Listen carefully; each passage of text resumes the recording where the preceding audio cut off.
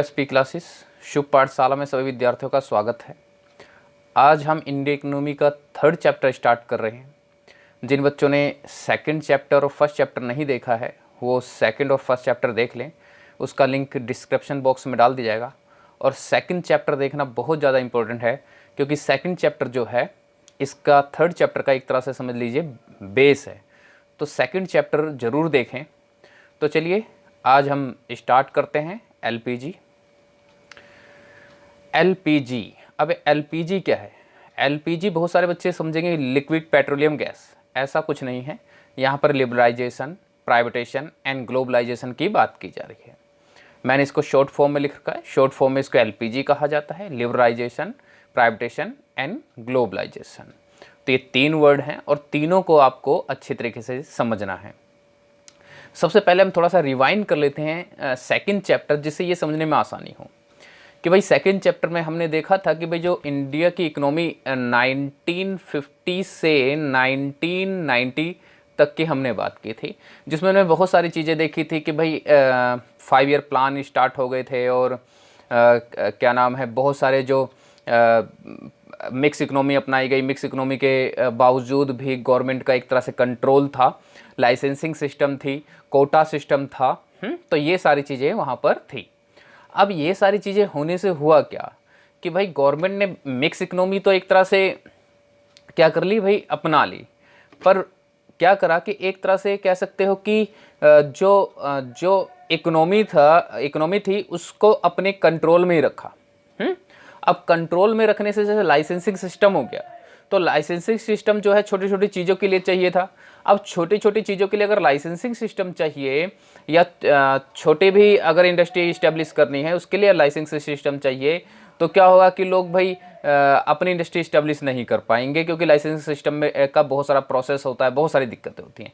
ऐसी quota system था भाई कि भाई कोटा सिस्टम में कि भाई इससे ज़्यादा आप प्रोडक्शन नहीं कर सकते, इससे ज़्यादा आप इंपोर्ट नहीं कर सकते, समथिंग ऐसे ही सारा कोटा सिस्टम। तो कुल मिलाकर ये था कि कंट्रोल कर रखा था गवर्नमेंट, और गवर्नमेंट ने कंट्रोल क्यों कर रखा था, ये सारी चीज़ें मैंने सेकेंड चैप्टर में बात की है। ठीक है, तो आप सब सेकेंड चैप्टर जरूर देख लेना, जिससे आपको ये आसानी से समझ आए, क्योंकि सेकंड चैप्टर का जो चीज़ें कंट्रोल कर रखी थी गवर्नमेंट ने, उन्हीं सारी चीज़ों में यहाँ पर छूट दी गई है। ठीक है, तो ये सेकंड चैप्टर का इसलिए मैंने कहा ये बेस है एक तरह से। तो अब देखिए कि भाई सबसे पहले एलपीजी के एक एक वर्ड का मतलब समझ लेते हैं, जिससे हमें जो है एलपीजी सही से समझने में आसानी हो और चैप्टर समझने में आसानी हो। एल का मतलब है लिबरलाइजेशन। तो लिबरलाइजेशन का मतलब क्या होता है कि भाई जो रिस्ट्रिक्शंस दे रखे थे, ठीक, गवर्नमेंट ने उसको रिमूव करना। ठीक है, तो रिमूव फ्रॉम रिस्ट्रिक्शंस, ठीक है, या सम रिस्ट्रिक्शंस। तो कुछ रिस्ट्रिक्शंस जो दे रखे थे गवर्नमेंट ने भाई, कुछ जैसे लाइसेंस वगैरह, तो उन सब चीज़ों में एक तरह से छूट देना, उनको रिमूव कर देना, तो ये लिबरलाइजेशन हो गया। देन पी का मतलब यहाँ पर प्राइवेटेशन है। तो प्राइवेटेशन का मतलब क्या है कि जो पब्लिक सेक्टर है उसको प्राइवेट करना, और ये इसका प्रोसेस क्या है, किस किस टाइप से गवर्नमेंट प्राइवेट करती है, हम आगे इस चैप्टर में देखेंगे। देन जी का मतलब है ग्लोबलाइजेशन। तो ग्लोबलाइजेशन का मतलब होता है कि भाई जो कंट्री है, एक कंट्री जो है दूसरे कंट्री से एक तरह से जोड़ना, कह सकते हैं कि आप दूसरे कंट्री से एक तरह से ट्रेड वगैरह करते हैं, तो उसको हम ग्लोबलाइजेशन के अंदर रखते हैं, जिसमें हम सिर्फ ट्रेड की ही बात नहीं करते, कल्चर वगैरह ये सारी चीज़ें भी एक तरह से कह सकते हो कि एक्सचेंज होती है। ये एक लंबा प्रोसेस है, पर अभी इतना समझ लिए कि भाई जब दूसरे कंट्री से हम ट्रेड करते हैं तो हम उसको ग्लोबलाइजेशन के प्रोसेस में रखते हैं। तो तीनों वर्ड का मतलब समझ में आ गया होगा। अब देखिए कि भाई इसका जो बैकग्राउंड है, एलपीजी लाने की जरूरत क्यों पड़ी। इससे पहले हमने सेकंड चैप्टर में हमने पढ़ा था कि भाई जो इकोनॉमी है वो एक तरह से क्लोज इकोनॉमी थी, हम अदर कंट्री से इतना ट्रेड वगैरह नहीं किया करते थे, गवर्नमेंट ने बहुत सारे चीज़ों को कंट्रोल में कर रखा था। इससे पहले हमने पढ़ा कि भाई जो स्मॉल इंडस्ट्रीज़ थी उसको गवर्नमेंट ने रिजर्वेशन दे रखा था, एक तरह से कह सकते हो कि प्रोटेक्शन दे रखा था। तो ये सारी चीज़ें हमने पढ़ी। अब इसका जो एलपीजी लाने की हमें ज़रूरत क्यों पड़ी। 1991 में हमारी कंट्री में एलपीजी आता है, और उस टाइम जो हमारे फाइनेंस मिनिस्टर थे वो डॉक्टर मनमोहन सिंह जी थे, और हमारे जो प्राइम मिनिस्टर थे वो नरसिम्हा राव थे। ठीक है, आगे मैंने इसको थोड़ा लिख रखा है, बट अभी इतना समझ लीजिए कि उस टाइम फाइनेंस मिनिस्टर जो थे हमारे मनमोहन सिंह जी थे, क्योंकि कई बार 1 मार्क्स के क्वेश्चन में पूछ लिया जाता है। अब इसका बैकग्राउंड क्या है, अब इतना तो आप सबको समझ में आ ही गया होगा कि भाई गवर्नमेंट जो है पूरे उसको कंट्रोल कर रही थी, इकोनॉमी को कंट्रोल कर रही थी, जबकि मिक्स इकोनॉमी यहाँ पर अपनाई गई थी, अडॉप्ट किया गया था उसके बाद भी। तो होता क्या है कि भाई जो गवर्नमेंट है, गवर्नमेंट जब उस सारी चीज़ों को कंट्रोल कर रही है, तो उस टाइम गवर्नमेंट का सबसे मेन काम क्या था, सोशल वेलफेयर। अब सोशल वेलफेयर के चक्कर में क्या हो रहा था कि गवर्नमेंट के जो एक्सपेंडिचर्स हैं, जो खर्चे हैं, वो बढ़ते जा रहे थे, ठीक है। और जब भाई तुमने कंट्रोल कर रखा है गवर्नमेंट ने, तो अगर खर्चे बढ़ेंगे तो गवर्नमेंट को कोई टैक्स वगैरह तो मिलेगा नहीं, सीधी सी बात है।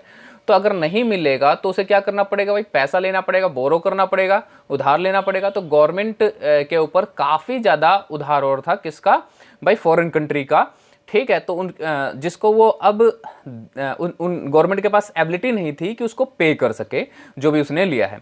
देन उसके बाद जो फॉरेन एक्सचेंज रिजर्वेशन है, फॉरेन एक्सचेंज मतलब कि भाई अपनी डोमेस्टिक करेंसी छोड़ के अदर कंट्री की जो करेंसी होती है हम उसको फॉरेन एक्सचेंज कहते हैं। तो जो फॉरेन एक्सचेंज की जो फॉरेन एक्सचेंज जो रिजर्व था वो भी धीरे धीरे खत्म होने लगा। हम पे सिर्फ थोड़ा सा ही फॉरेन एक्सचेंज बचा था, जिसको हम लगभग 15 डेज 10 डेज के लिए इंपोर्ट कर सकते थे चीज़ों को इंपोर्ट। फॉरेन एक्सचेंज हम इस प्रयोग में लेते हैं, एक तरह से उसको इस तरह से यूज़ किया जाता है कि अदर कंट्री से हम क्या कर सके, इंपोर्ट कर सके। तो पेट्रोलियम वगैरह तो हमें इंपोर्ट करना ही था। तो अब क्या हुआ कि 10 से 15 दिनों के लिए ही सिर्फ फॉरेन एक्सचेंज बचा था, ठीक है। तो एक कारण ये भी रहा। देन जो प्राइस है, जो एसेंशियल्स गुड्स थे, जो ज़रूरी चीज़ें थी, उनकी प्राइस बहुत ज़्यादा बढ़ती ही जा रही थी, इंक्रीज ही होती जा रही थी, ठीक है। तो ये एक तरह से बैकग्राउंड है एलपीजी का, कि कई सारी सिचुएशन ऐसी आ चुकी थी जो कि इकोनॉमी के अगेंस्ट थी, इकोनॉमी के एक तरह से कह सकते हो खिलाफ थी। अब भाई सबसे मेन जो पॉइंट देखिए कि भाई कॉजेज़ क्या हैं, कौन से कॉजेज़ हैं जो रिस्पॉन्सिबल रहे ये एलपीजी लाने का या क्राइसिस होने का। तो राइजिंग डेफिसिट, अब ये मैं बता ही चुका हूँ इतना कुछ कि भाई जो गवर्नमेंट का जो खर्चा था वो बहुत ज़्यादा था और रिसीप्ट बहुत कम थी। रिसीप्ट कम क्यों थी, मैंने बताया भाई कंट्रोल कर रही थी गवर्नमेंट सारी चीज़ों में, छोटी छोटी चीज़ों में तो उसने क्या नाम है, लाइसेंस सिस्टम लगा रखा था, तो लोग अपने हिसाब से प्रोडक्शन ही नहीं कर पा रहे थे। तो जब प्रोडक्शन ही नहीं कर पा रहे थे तो भाई वो टैक्सेस वगैरह कहाँ से देगी, रिसीप्ट कहाँ से मिलेंगे, ठीक है। तो इनके जो गवर्नमेंट है, गवर्नमेंट का जो एक्सपेंडिचर है काफ़ी ज़्यादा हाई था और जो रिसीप्ट है बहुत ज़्यादा कम था। तो इसलिए उनके जो बजट है वो क्या है कि डेफिसिट में ही चल रहा था। उसके बाद अनप्रोडक्टिव स्पेंडिंग, खर्चा जो है बहुत ज़्यादा थी। अब इससे पहले मैंने ही बता दिया है कि गवर्नमेंट उस टाइम, गवर्नमेंट का काम था सोशल वेलफेयर करना, तो गवर्नमेंट जो है अनप्रोडक्टिव खर्चा बहुत ज़्यादा कर रहा था। भाई अब उनके जो क्या नाम है, डेवलपमेंट के प्रोग्राम वगैरह, ये सारी चीज़ें बहुत ज़्यादा चल रही थी। सोशल प्रोग्रामिंग कह सकते हो, सोशल वेलफेयर के लिए डिफेंस पे खर्चा करना, ये सारी चीज़ें अनप्रोडक्टिव स्पेंडिंग होती है। तो ये बहुत ज़्यादा था गवर्नमेंट का, ठीक है। मतलब प्रोडक्शन, अगर प्रोडक्शन होगा तो क्या होगा भाई, कुछ ना कुछ रिसीप्ट मिलेगा, प्रोडक्शन सेल आउट हो, टैक्सेस है, किसी भी तरह से मिले। लेकिन अनप्रोडक्टिव स्पेंडिंग में क्या होगा कि गवर्नमेंट सिर्फ खर्चा कर रही है, उसके रिसीप्ट नहीं मिल रहा है, यहाँ पर उसे किसी तरह से पैसा मिल नहीं रहा है। उसके बाद इम्पोर्ट मोर देन एक्सपोर्ट, जो इम्पोर्ट था बहुत ज़्यादा थी, एक्सपोर्ट बहुत कम थी, क्योंकि हमारे पास टेक्नोलॉजी वगैरह इतनी ज़्यादा अच्छी तो थी नहीं कि हम बहुत अच्छा चीज़ें वहाँ पर अदर कंट्री में एक्सपोर्ट कर, ऊपर से हम यहाँ पर रॉ मटेरियल स्पाइसेस वगैरह ही एक्सपोर्ट किया करते थे। और जो हम इंपोर्ट करते थे वो काफ़ी, जैसे पेट्रोलियम हो गया, जैसे कि टेक्नोलॉजी वगैरह हो गए, जो जिनके प्राइस बहुत ज़्यादा होते थे। तो हमारे जो कॉमोडिटी हुआ करते थे, जो गुड्स हुआ करते थे, उनकी प्राइस बहुत कम होती थी। ये भी रीज़न है। अब क्या होगा कि भाई जब इंपोर्ट बहुत ज़्यादा होगा तो जो बैलेंस ऑफ पेमेंट होगा वो क्या हो जाएगा, डेफिसिट में चला जाएगा। हम बहुत ज़्यादा खर्चा करेंगे और जो हम रिसीप्ट बहुत कम करेंगे, तो हमें क्या होगा, अदर कंट्री को देना ही होगा, ठीक है, हमें कुछ मिलेगा तो नहीं। तो बैलेंस ऑफ पेमेंट जो है वो क्या है, डेफिसिट में चल रहा था। तो कह सकते हैं कि ये कई कारण हैं जिसके कारण एलपीजी की हमें ज़रूरत पड़ी। अब यहाँ पर मैं वैसे पहले ही बता चुका हूँ, मैंने लिख रखा है कि एलपीजी जो है 1991 में आया, ठीक है। इसके जो फाइनेंस मिनिस्टर थे उस टाइम के, तो वो क्या थे, डॉक्टर मनमोहन सिंह, ठीक है। बच्चों अब देखते हैं लिबरलाइजेशन। अब लिबरलाइजेशन में क्या है, वैसे मैं पहले बता चुका हूँ कि भाई जो गवर्नमेंट ने रिस्ट्रिक्शंस वगैरह लगा रखे थे उसको रिमूव करना। चलिए अब थोड़ा पॉइंट टू पॉइंट देख लेते हैं। देखिए लिबरलाइजेशन मतलब क्या होता है, refer to relaxation of government restrictions in the area of social political and economic policies. तो एक तरह से रिलैक्सेशन देना है भाई, जो भी उन्होंने रिस्ट्रिक्शंस वगैरह लगा रखे थे, जैसे हमने सेकंड चैप्टर में पढ़ाई था भाई, लाइसेंसिंग सिस्टम, कोटा वगैरह, ये सारी चीज़ें, इन सब में एक तरह से कह सकते हो कि रिलैक्सेशन देना लिबरलाइजेशन। अब इसके अंदर हमें किस किस उसमें लिबरलाइजेशन पढ़ना है, किन किन चीज़ों में छूट दी गई है। तो इंडस्ट्रियल सेक्टर देखना है, फाइनेंशियल सेक्टर देखना है, फिजिकल एंड टैक्स रिफॉर्म देखना है, फॉरेन एक्सचेंज देखना है, एंड देन ट्रेड रिफॉर्म देखना है। तो इन सारी चीज़ों में गवर्नमेंट ने किन किन चीज़ों की छूट दी है, क्या क्या चीज़ें उस टाइम छूट दी थी, ये सारी चीज़ें हमें इसमें देखना है। तो चलिए एक एक पॉइंट करके हम इसको देखते हैं। सबसे पहले देखिए इंडस्ट्रियल सेक्टर। अब इंडस्ट्रियल सेक्टर में क्या है कि भाई एबुलेशन ऑफ इंडस्ट्रियल लाइसेंसिंग, मैंने पहले ही बता रखा था कि भाई कि गवर्नमेंट ने लाइसेंस वगैरह लगा रखे थे, तो भाई उसको एबलिश कर देना, हटा देना, ठीक है। लेकिन कुछ चीज़ों को छोड़ के जो कि कह सकते हो कंट्री के लिए खतरनाक है, लोगों के लिए खतरनाक है, उसके लिए अभी भी लाइसेंस लेना पड़ता है, जिनमें कह सकते हैं लिकर हो गया, सिगरेट हो गया, डिफेंस इक्विपमेंट हो गए, इंडस्ट्रियल एक्सप्लोसिव हो गए, ठीक है, डेंजरस चीज़ें, डेंजरस केमिकल हो गई, ड्रग्स वगैरह हो गए, है ना। तो इन सारी चीज़ों को छोड़ के क्या है, गवर्नमेंट ने बाकी सारी चीज़ों के लिए जो है लाइसेंस सिस्टम जो है ख़त्म कर दिया। उसके बाद देखिए कॉन्ट्रैक्शन ऑफ पब्लिक सेक्टर। हम कॉन्ट्रैक्शन मतलब क्या होता है भाई, कम करना, है ना। हम 11th क्लास में माइक्रो में आपने पढ़ाई होगा भाई, कॉन्ट्रैक्शन एंड एक्सटेंशन या एक्सपेंशन भी कहीं कहीं लिखा होता है, ठीक है। तो एक तरह से कम करना, तो पब्लिक सेक्टर जो है वो कम कर दिया। अब कम करने का मतलब ये है कि उसमें प्राइवेटेशन ला दिया गया, ठीक है। पब्लिक सेक्टर ने जो रिजर्व कर रखे थे, अपने सेक्टर रिजर्व कर रखे थे, हमने पढ़ाई था 1956 का रेजुलेशन, ठीक है। तो जो सेक्टर रिजर्व कर रखे थे उनमें छूट देना, उसमें प्राइवेट सेक्टर भी आ सकते हैं। तो एक तरह से contraction of public sector. Then the reserve of small scale industry. तो गवर्नमेंट ने पहले स्मॉल स्केल इंडस्ट्रीज जो है उसको रिजर्व कर रखा था। मैंने बताया था कि भाई 800 प्रोडक्ट ऐसे थे जो कि सिर्फ स्मॉल स्केल इंडस्ट्रीज ही बना सकती थी, उसमें लार्ज स्केल इंडस्ट्री नहीं आ सकती थी। तो इस तरह से प्रोटेक्शन दे रखा था, रिजर्वेशन दे रखा था। तो गवर्नमेंट ने 1991 में अपनी पॉलिसीज में क्या कर दिया, इसको डी रिजर्व कर दिया। अब इसमें बड़े स्केल के, लार्ज स्केल के जो इंडस्ट्री थी वो भी आ सकती थी। तो ये इंडस्ट्रियल सेक्टर का रिफॉर्म हो गया। अब आगे देखिए कि भाई फाइनेंशियल सेक्टर रिफॉर्म क्या है। तो सबसे पहले देखिए फाइनेंशियल सेक्टर में हम किन किन को उसको इंक्लूड करते हैं। तो कमर्शियल बैंक हो गए, इन्वेस्टमेंट बैंक हो गए, स्टॉक एक्सचेंज वगैरह, ये सारे जो होते हैं फाइनेंशियल सेक्टर में आते हैं। अब यहाँ पर देखिए कि कॉम्पिटिटिव फाइनेंशियल सिस्टम। अब क्या हो गया, कॉम्पिटिटिव फाइनेंशियल सिस्टम हो गया।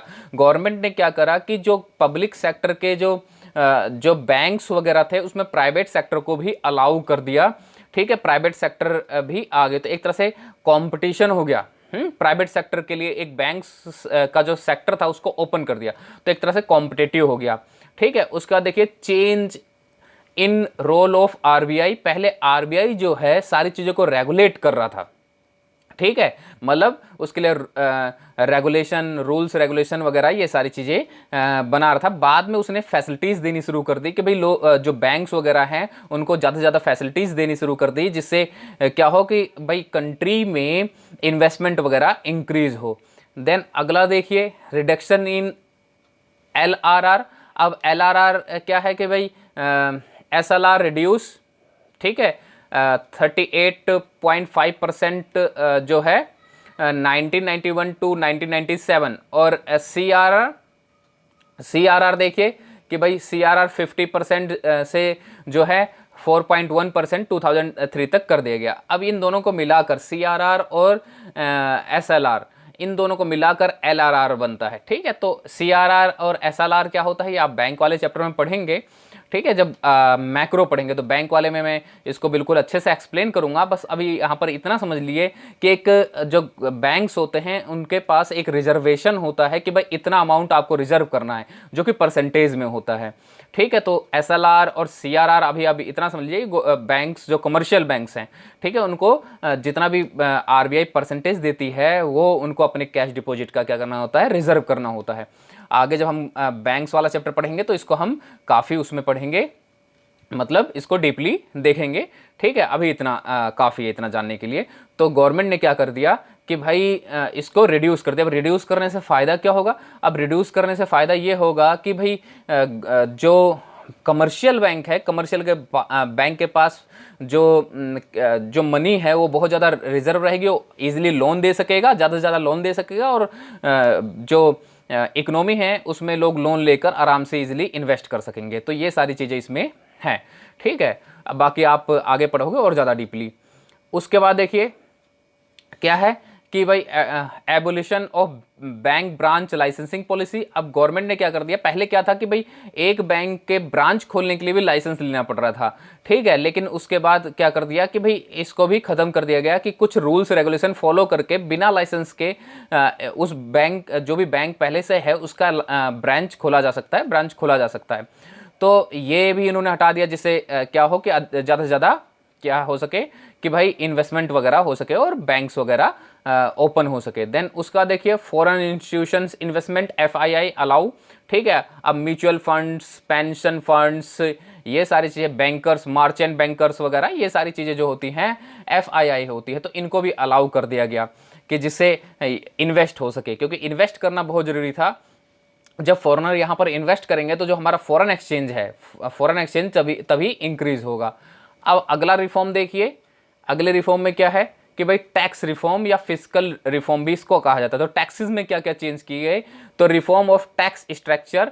ठीक है, अब टैक्स स्ट्रक्चर को चेंज कर दिया गया, भाई जो टैक्स था उसको सिंप्लीफाई कर दिया गया। ठीक है, और कम टैक्स का जो टैक्स था वो कम से कम कर दिया गया, 30% कर दिया गया, पहले 51% था। ठीक है, तो जब जो टैक्सेशन है वो काफ़ी ज़्यादा कम कर दिया गया।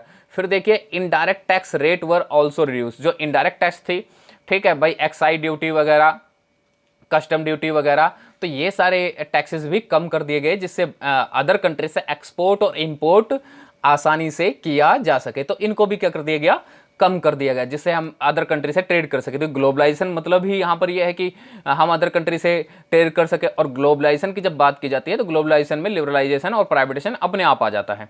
ठीक है, तो टैक्सेस वगैरह क्या कर दी गई, कम कर दी गई, जिससे हम अदर कंट्री से एक्सपोर्ट इंपोर्ट दोनों चीज़ें इजीली कर सके। अब क्या है कि भाई GST रिप्लेस कर दिया गया है। सारे इनडायरेक्ट टैक्सेस से पहले अलग अलग टाइप के टैक्स थे, ठीक है, उन सबको उसको एक में ही कन्वर्ट कर दिया गया, GST goods and service tax. ठीक है, तो इसमें वो कर दिया गया कि आप जो नई पॉलिसी आई है वो GST का ही है। ये भी लेटेस्ट थोड़ा याद रखना चाहिए, लेटेस्ट चीज़ें लिखने से मार्क्स अच्छे मिलते हैं। अब आगे देखिए क्या है भाई, foreign exchange reform. Foreign exchange मैं ऊपर ही बता चुका हूं कि फॉरेन एक्सचेंज किसे कहते हैं कि भाई डोमेस्टिक करेंसी छोड़ के जो अदर कंट्री करेंसी होगी उसको हम फॉरेन एक्सचेंज कहते हैं। जैसे डॉलर हो गया, दिनार हो गया, यूरो हो गया, ये सब हमारी कंट्री के लिए फॉरेन एक्सचेंज होगा। अब देखिए डीवैल्यूएशन ऑफ रुपीज़ को डीवैल्यूएट कर दिया गया। डीवैल्यूएशन मतलब क्या होता है कि अपने पैसों की वैल्यू कम करना। अब वैल्यू कम करने का मतलब क्या है, जरा यहां पर समझिए। जैसे मान लीजिए कि $1 है 75 रुपीज़ का आ रहा है। ठीक है, तो $1 75 रुपीज़ का आ रहा है। अब इसको वैल्यू कम करके $1 जो है 85 रुपीज़ का कर दिया गया। तो अब इससे क्या होगा कि भाई जो जैसे डॉलर है, लोग अदर कंट्री में जब यहाँ पर इन्वेस्ट करना चाहेंगे तो उन्हें $1 में क्या मिलेगा, 85 रुपीज़ मिलेंगे। पहले 75 ही रुपीज़ मिल रहे थे, अब 85 रुपीज़ मिलेंगे। तो यहाँ पर उन्हें इस इन्वेस्ट करना एक तरह से चीपेस्ट पड़ेगा, सस्ता पड़ेगा। और जब इन्वेस्ट करना सस्ता पड़ेगा तो वो ईजिली इन्वेस्ट करेंगे। तो कई बार डिवैल्यूएशन भी करना पड़ता है अपने पैसों का, जिससे क्या हो सके हम इन्वेस्टमेंट जो है, फॉरेन इन्वेस्टमेंट, बाहर के लोगों की इन्वेस्टमेंट जो है अपने कंट्री में इंक्रीज कर सकें। फिर उसके बाद देखिए determination of exchange rate by market force. ठीक है, तो डिटर्मिनेशन की अगर हम बात करें तो जो फॉरेन एक्सचेंज रेट था वो उसका जो प्राइस होगा वो क्या कर दिया गया कि भाई मार्केट फोर्स पे छोड़ देगा। अब मार्केट फोर्स पे छोड़ने का मतलब क्या है कि भाई जैसे जैसे गुड्स होते हैं कि जितनी ज़्यादा उनके डिमांड इंक्रीज होगी उनके प्राइस भी उतनी ज़्यादा इंक्रीज होगी। अब फॉरेन एक्सचेंज का भी यही कहानी हो गई कि भाई अगर उनकी डिमांड इंक्रीज होगी तो उनका जो रेट है, ठीक है, रेट जो है वो भी क्या होगा, इंक्रीज होगा। ठीक है, उनके रेट भी इंक्रीज होंगे। जैसे मान लीजिए कि जैसे अभी यहां पर मैंने एग्जांपल रखा है कि भाई $1.75 में मिल रहा था। अब अगर इंडिया के लोग डॉलर की डिमांड ज़्यादा करेंगे, ज़्यादा करते जाएंगे, तो जैसे किसी गुड्स की डिमांड ज़्यादा करने से उसके प्राइस इंक्रीज हो जाता है, तो ऐसे इसका रेट भी इंक्रीज हो जाएगा कि भाई $1 जो है 75 से ज़्यादा मिलना शुरू 75 से ज़्यादा का मिलना शुरू हो जाएगा। वो चाहे 85 हो या 80 है, कुछ भी हो सकता है, पर 75 से ज़्यादा मिलना शुरू हो जाएगा। तो मार्केट फोर्स पे मतलब कि जैसे डिमांड होगी उसी हिसाब से फॉरेन एक्सचेंज का रेट होगा। तो पहले पहले ऐसा नहीं था, पहले आरबीआई कंट्रोल किया करता था, बाद में इसको मार्केट फोर्स के ऊपर छोड़ दिया गया। ठीक है, अब आगे देखिए क्या है कि भाई ट्रेड एंड इन्वेस्टमेंट रिफॉर्म। अब ट्रेड एंड इन्वेस्टमेंट रिफॉर्म में क्या किया गया, टैरिफ रेट, जो टैरिफ रेट है वह रिड्यूस। टैरिफ एक प्रकार का टैक्स है भाई, एक टाइप का टैक्स है जिसमें जिसको रिड्यूस कर दिया। जब एक्सपोर्ट वगैरह करते हैं तो टैरिफ लगता है, तो उसको भी रिड्यूस कर दिया गया। Then policy of import licensing was abolished. अब क्या हो गया कि भाई पहले इंपोर्ट करने के लिए भी लाइसेंस लेना पड़ता था, उसको भी एबोलिश कर दिया गया, खत्म कर दिया गया, जिससे इंपोर्ट भी इजीली कर सके। भाई इंपोर्ट का मतलब टेक्नोलॉजी वगैरह अगर इंपोर्ट करेंगे तभी तो यहाँ अच्छी चीज़ें बनेंगी, तो ये सारी चीज़ें उस टाइम कर दी गई। Import duty was reduce. ठीक है, इंपोर्ट ड्यूटी मतलब इंपोर्ट पे लगने वाला टैक्स, तो उस टैक्स को भी क्या कर दिया गया, कम कर दिया गया। और कोटा सिस्टम जो हमने सेकंड चैप्टर में पढ़ा था कि भाई इससे ज़्यादा आप प्रोडक्शन नहीं कर सकते, इससे ज़्यादा आप इंपोर्ट नहीं कर सकते, ये कोटा सिस्टम था। ठीक है, कोटा पहले से ही वो डिसाइड कर रखा था कि इससे ज़्यादा आप इंपोर्ट नहीं कर सकते, तो उसको भी हटा दिया गया, जिससे जितना मर्जी आप इंपोर्ट करें, एक्सपोर्ट करें, प्रोडक्शन करें, जिससे इकोनॉमी जो है वो बूस्ट करे, एक तरफ से इकोनॉमी जो है इंक्रीज करे। तो ये सारी चीज़ें इसमें चेंज कर दी गई। तो आज के लिए इतना ही। आगे हम जो चैप्टर है वो सेकंड पार्ट में देखेंगे, और मुझे लगता है आप सबको समझ में आ गया होगा। चलिए, थैंक यू।